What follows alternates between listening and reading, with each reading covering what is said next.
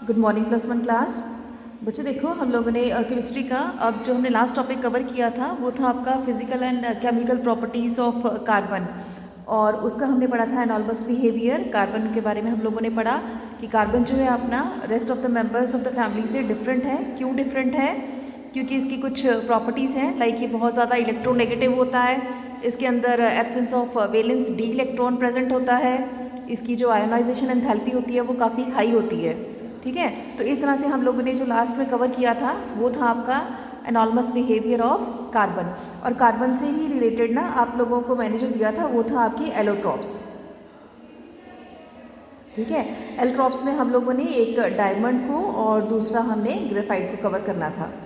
ठीक है, डायमंड और ग्रेफाइट जो है आप लोगों ने देखना है, इन दोनों को आपने कवर करना है विद डायग्राम, है ना। और इसके साथ ना तीसरा एलोट्रॉप था इसका फुलुरीन्स। फुलुरीन्स भी आपके सिलेबस में है, तो आप लोगों ने एलोट्रॉप्स जो है कार्बन की, एक डायमंड, दूसरा ग्रेफाइट और लास्ट है आपका फुलुरीन्स, जिसको आपने कवर करना है। ठीक है, तो आज जो हम लोग कर रहे हैं वो है आपका सम बेसिक कंपोनेंट्स ऑफ और some basic compounds of boron. ठीक है, बोरोन के बारे में ना हम लोगों ने पहला पढ़ लिया हुआ है, आपने बोरिक एसिड पढ़ा हुआ है पहले। आज जो हम लोग करेंगे बोरोन का वो है आपका बोरिक एसिड। बोरिक एसिड जो है हम लोगों ने सिर्फ उसकी कंपोजिशन की थी कि बोरिक एसिड क्या होता है। आज हम इसके स्ट्रक्चर के बारे में देखेंगे कि बोरिक एसिड का स्ट्रक्चर किस तरह से होता है, और ये इसका फॉर्मूला है H3BO3, इसका फॉर्मूला है। स्ट्रक्चर अगर हम देखेंगे तो इस तरह का इसका स्ट्रक्चर है। बी जो है सेंटर में oxygen with the help of bond, ये आपका हाइड्रोजन अटैच है, ऑक्सीजन हाइड्रोजन ऑक्सीजन और हाइड्रोजन, ये है स्ट्रक्चर बोरिक एसिड का। ठीक है, अब इसी की हमने देखनी है प्रिपरेशन की, किस तरह से ये बोरिक एसिड जो है प्रिपेयर किया जाता है। पहला जो आएगा इसकी प्रिपरेशन वो आ जाएगी आपकी बोरेक्स से, फ्रॉम बोरेक्स। ठीक है, पहली प्रिपरेशन जो है किसके साथ है? बोरेक्स के साथ। बोरेक्स का मैंने आपको बताया था कि बोरेक्स का जो फॉर्मूला होता है वो Na2B4O7 है। ठीक है, तो पहली जो प्रिपरेशन है हमने बनाना है boric acid with the help of borax. तो Na2B4O7 है, इसको आपने HCl के साथ ट्रीट करना है, 2HCl विद 5 वाटर मॉलिक्यूल्स। ठीक है, हाइड्रेट करना है आपने किसको? बोरेक्स को आपने हाइड्रेट करना है, तो ये बन जाएगा आपका H3BO3। ये जो बोरिक एसिड बना है विद हाइड्रेशन ही बना है। ठीक है, जब बोरिक एसिड में हम लोगों ने वाटर को ऐड करना है with the help of hydrochloric acid, तो ये किसकी फॉर्मेशन देगा? आपको बोरिक एसिड की फॉर्मेशन देगा। ठीक है, ये था इसका फर्स्ट मेथड। अब हम देखेंगे इसका सेकंड मेथड।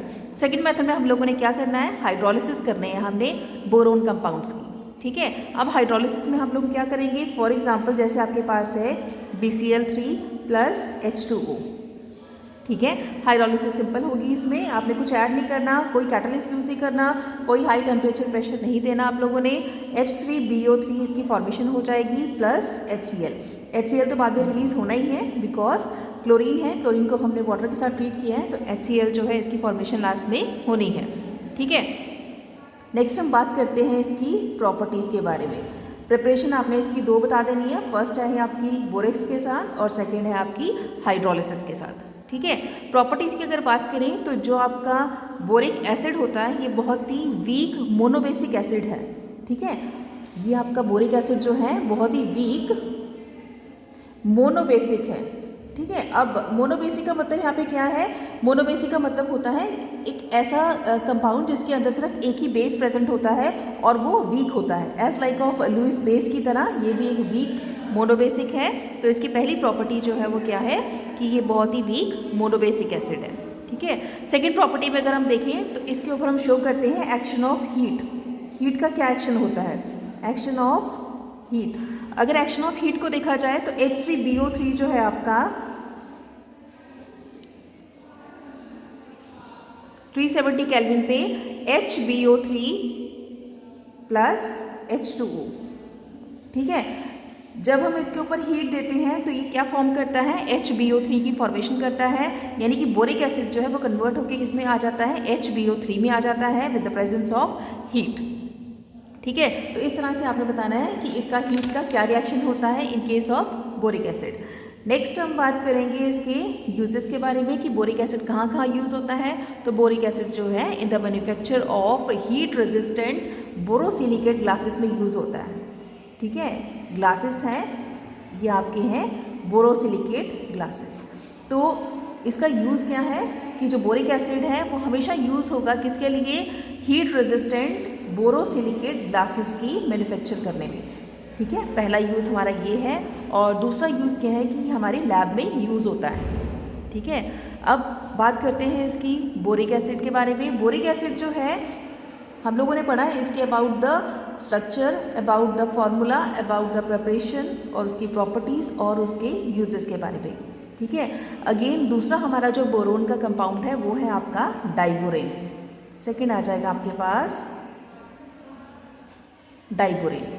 ठीक है, डाइबोरेन का फॉर्मूला होता है B2H6 और स्ट्रक्चर जो है कुछ इस तरह से होता है इसका, लाइक ये B और इसको कवर करेगा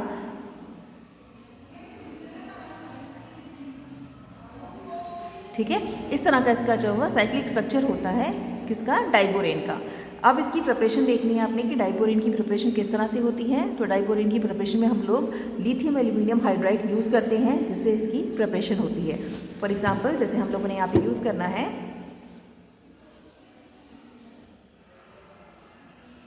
BF3 plus lithium aluminium hydride यानी कि LiAlH4 in the presence of di ethyl ether.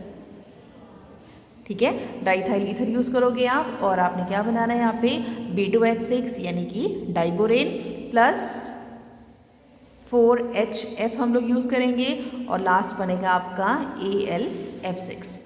ठीक है, तो पहली प्रिपरेशन जो है वो किसके साथ है आपकी, लिथियम एल्यूमिनियम हाइड्राइड के साथ, जो कि इम्पॉर्टेंट है और यही प्रिपरेशन हमेशा यूज़ होती है क्या बनाने के लिए, डाइबोरेन बनाने के लिए।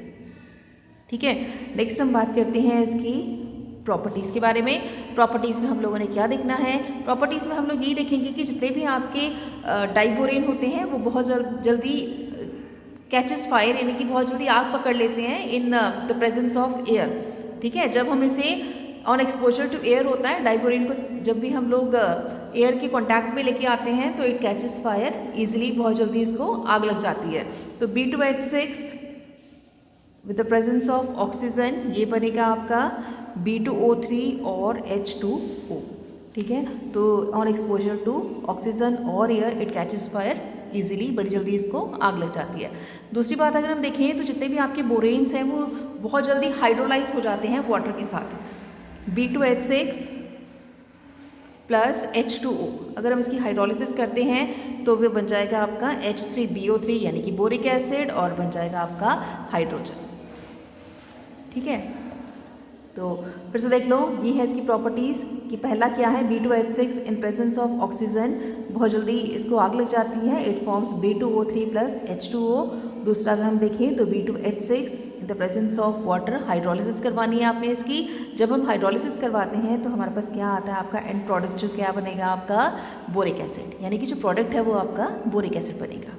क्लियर, तो इसके स्ट्रक्चर के बारे में हमने देखा, इसकी प्रॉपर्टीज़ के बारे में हम लोगों ने देखा है कि कहाँ कहाँ ये यूज़ होता है और क्या क्या इसकी प्रॉपर्टीज़ है। लास्ट हम देख लेते हैं इसके यूजेस के बारे में कि इसके यूज़ कहाँ कहाँ होते हैं। तो आप यूज़ में देखो कि जितने भी आपके डाइबोरेन्स होते हैं वो एज अ कैटलिस्ट यूज़ किए जाते हैं किसके अंदर, यूजेस की अगर हम बात करें तो ये हम कैटलिस्ट यूज़ करते हैं ऑर्गेनिक रिएक्शंस के अंदर। जितनी भी आपकी ऑर्गेनिक रिएक्शंस हैं मोस्टली जो कैरी आउट होती हैं with the help of diborane, as a catalyst हम लोग इसे यूज़ करते हैं। ठीक है, दूसरा ये है कि ये एक इम्पॉर्टेंट रीएजेंट है आपकी ऑर्गेनिक केमिस्ट्री में, क्योंकि ये बिहेव करता है एज अ लुईस एसिड की तरह। ठीक है, तो हम लोग इसको यूज़ करते हैं एज अ ऑर्गेनिक इंडस्ट्रीज़ में यूज़ होता है, ऑर्गेनिक केमिस्ट्री में भी यूज़ होता है, क्योंकि ये बहुत ही अच्छा रिएजेंट माना जाता है, क्योंकि ये खुद एक क्या है लुईस एसिड है और इस वजह से ये बहुत ही अच्छा रिएजेंट माना गया है। तो आज हम लोगों ने जो कवर किया है वो है आपका बोरिक एसिड, क्योंकि वो कंपाउंड था किसका, बोरोन का। तो फर्स्ट है आपका बोरिक एसिड और सेकेंड है आपका डाइबोरेन।